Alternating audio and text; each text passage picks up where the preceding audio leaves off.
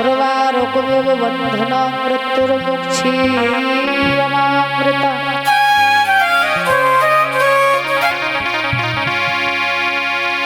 तो राधे मेरी स्वामिनी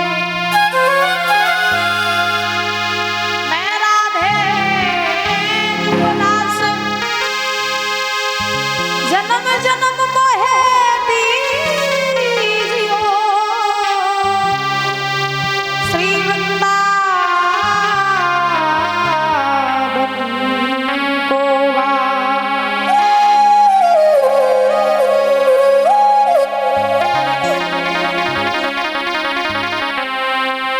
बनाओ सरस्वती मेरे कंठ पे करो निवास पवन पुत्र हनुमान को मेरा कोटि प्रणाम सुभक्त भजन भावे तुम्हें रहे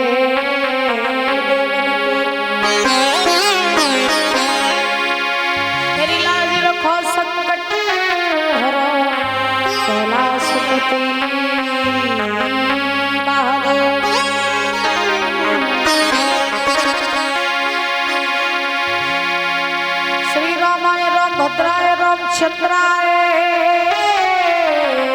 वेद से रघुनाथाय नाथाय सीताय पते नमः।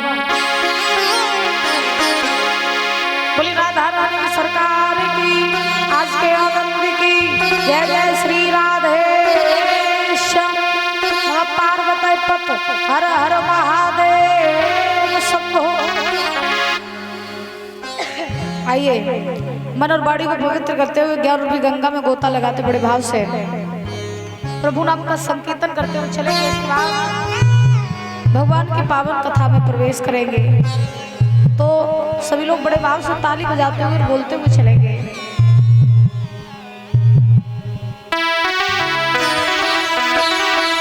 कहता है कि सखी और बाके बिहारी से हमारी लड़ गई अखियाँ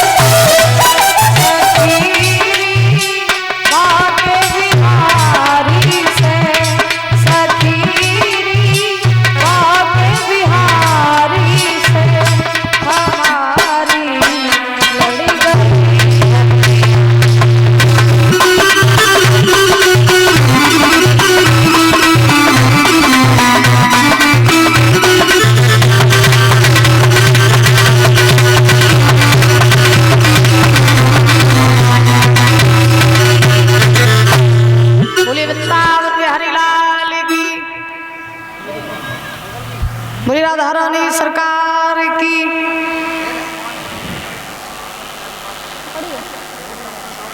ऐसी चाहिए गाँव में हाँ ले आओ जल्दी जल्दी ले आओ।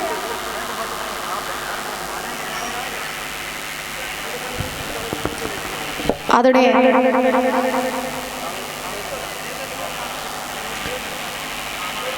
उपस्थित समस्त श्रोतागण बंधु और भाइयों, सीता अनुसुईया जैसी धरा पर पलने वाली हमारी मातृ शक्ति माता और बहनें,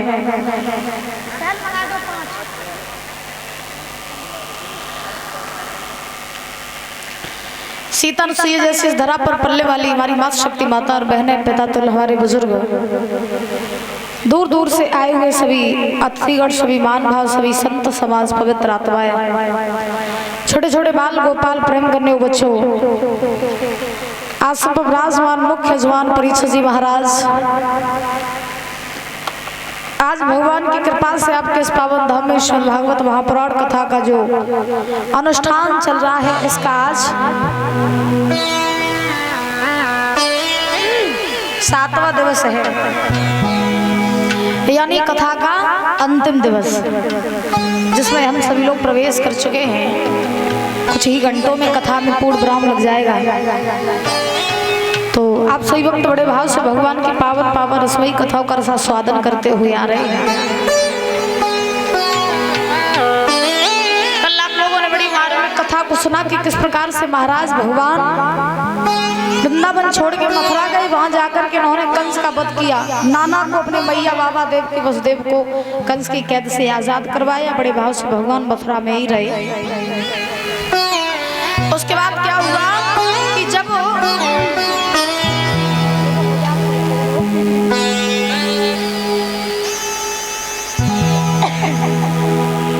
आज भगवान जब मथुरा में ही रहे तो मथुरा में भगवान ने जरासंध से युद्ध किया।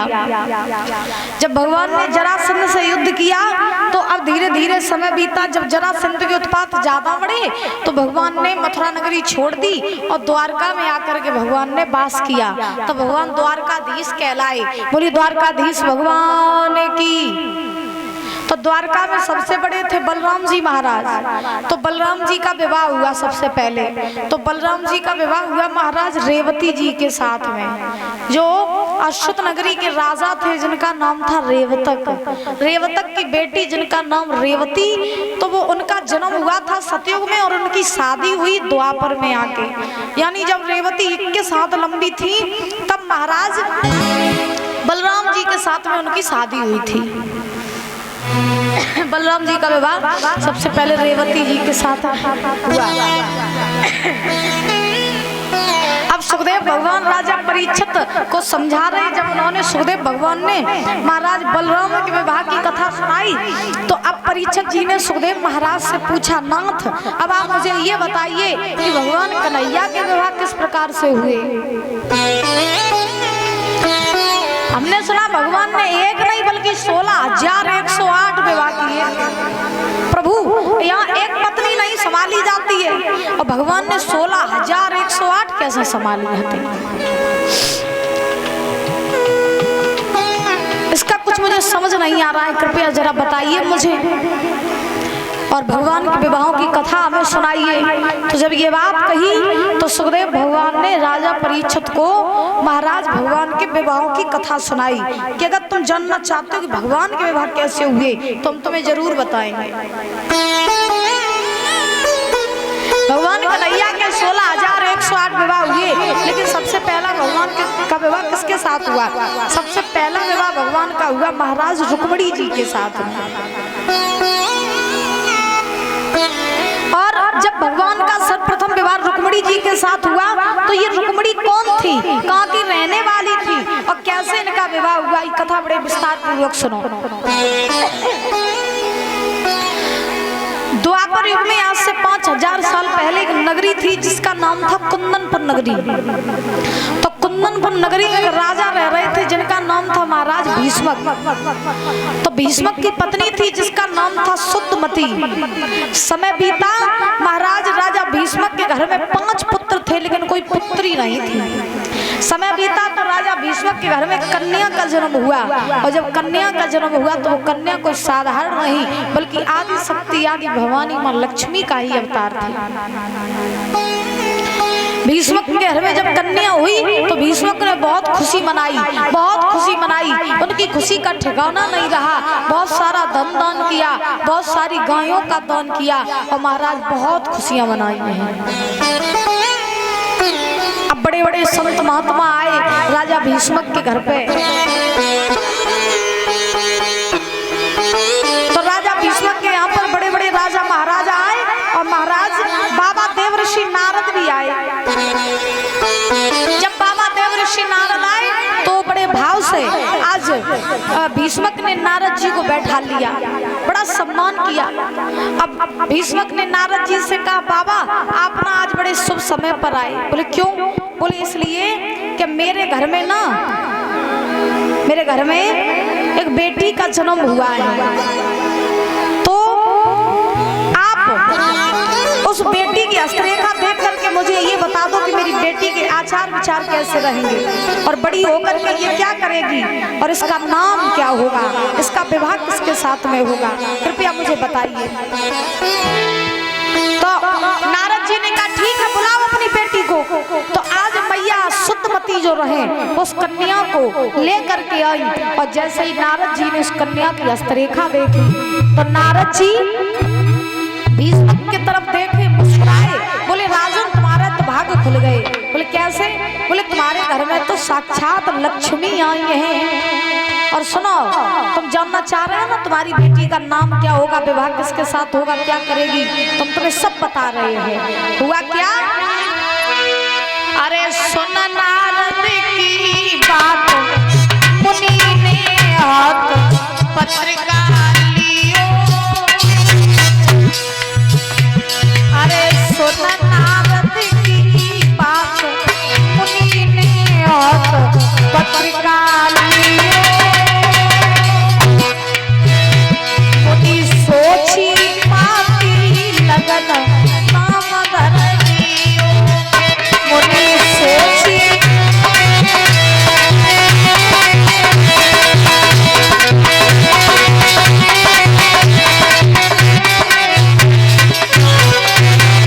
नारद जी ने जैसे ही उस कन्या की हस्तरेखा देखी तो नारद जी बोले सुनो हम तुम्हें बताएं तुम्हारी बेटी का नाम क्या होगा, काम क्या होगा, उसका विवाह किसके साथ होगा।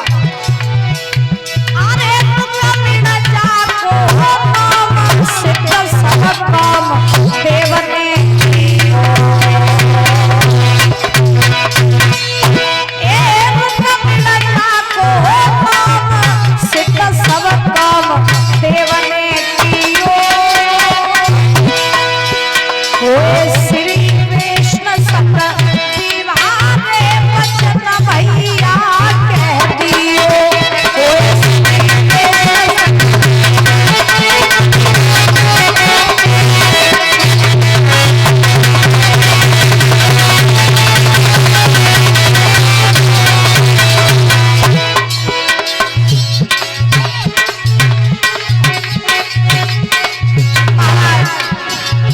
नारद जी ने जवाब दिया, सुनो भीष्मक, लक्ष्मी तो आ ही गई है और तुम्हारे दामाद जो है ना वो द्वारकाधीश कन्हैया बन के आएंगे। जगत के पालनहार है जो नारायण है, लक्ष्मी आ ही गई है, नारायण दामाद बन के आ जाएंगे, तुम्हारा घर तो बैकुंठ बन जाएगा। जैसे ही महाराज भीष्मक ने ये बात सुनी नारद जी ने पैर पकड़ लो, भीष्मक ने नारद जी के पैर पकड़ लिए और जवाब दिया, बाबा तुमने तो मेरे मन की बात कह गई, ऐसा ही नहीं।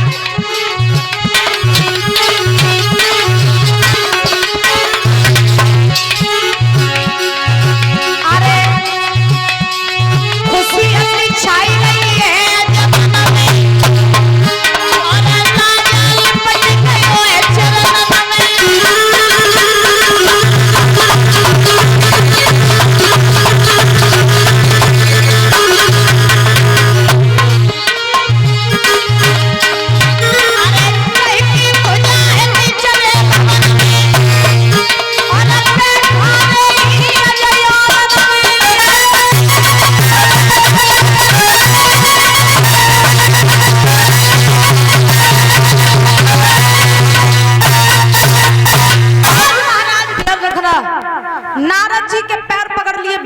जवाब दिया, बाबा तुमने मेरे मन की बात कह दी। अरे हमारे दामाद जो होंगे वो कन्हैया बनेंगे, द्वारका के राजा? बोले हाँ, वही तुम्हारे दामाद बन के आएंगे। भीष्मक ने जवाब दिया, इससे ज्यादा खुशी की बात तो मेरे लिए कोई हो ही नहीं सकती है। नारद जी ने कहा, तुम्हारी बेटी का नाम होगा रुक्मिणी। कितना टाइम लगेगा वो आने में? कहाँ चले गए? बोले तुम्हारी बेटी का नाम रुक्मिणी होगा, रुक्मिणी, और इसकी शादी द्वारकाधीश कन्हैया के साथ होगी। बड़ी होकर के भगवान की बहुत बड़ी भक्त होगी। इतना कह के नारद जी चले गए नामकरण संस्कार करके। अब महाराज क्या हुआ कि धीरे धीरे धीरे धीरे आज समय बीता। रुक्मिणी जब धीरे धीरे बड़ी भई तो संतों के मुखार बिंद से भगवान कन्हैया की चर्चाएं सुन सुन के रुक्मिणी के मन में कृष्ण नाम की भक्ति जागृत हो गई।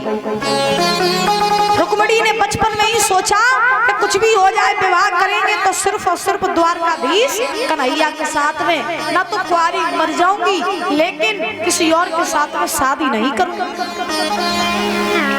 ये रुक्मिणी ने सोचा। अब रुक्मिणी धीरे धीरे बड़ी भाई तो कृष्ण की भक्ति कर रही है महाराज। ऐसी भक्ति कर रही है कि रुक्मिणी सोते जगते चलते फिरते खाते पीते उन्हें सिर्फ कन्हैया दिखाई देने लगे। अब जैसे ही कन्हैया दिखाई देने लगे, अब रुक्मिणी ऐसी कन्हैया के चक्कर में बावरी भाई कि महाराज कभी कहते हैं, चलते फिरते सोते जगते और श्री कृष्ण और चंद्रगुण गाने लगी।